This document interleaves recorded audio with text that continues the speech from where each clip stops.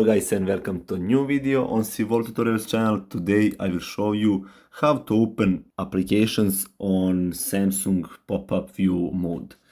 Yeah, let's say it like that. I hope that you're subscribed, and if you are, let's start this video. Okay, first thing that we need to do is open some app, let's say Play Store for this option, and on the bottom of the screen, of course, click on these three lines. Hold finger on the app, and as you can see on the middle of the screen, drop here for pop-up view.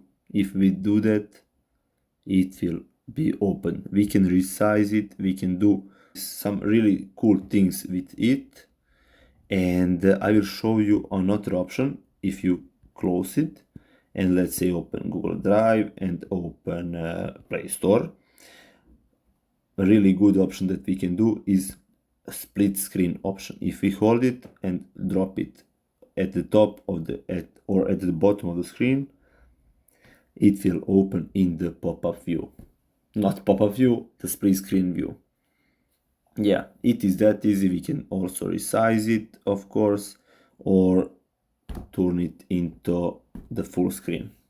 I hope that you like this video. If you did, give it a thumbs up, and until next time, wish you all the best. Bye.